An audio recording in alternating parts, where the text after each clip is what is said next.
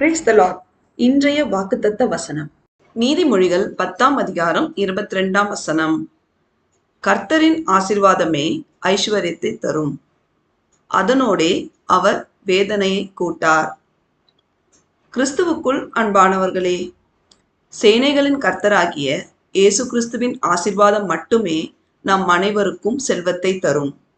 அவருடைய ஆசீர்வாதத்தினால், நமக்கு கிடைக்கும் செல்வத்தினால் நமக்கு துன்பம் வராது.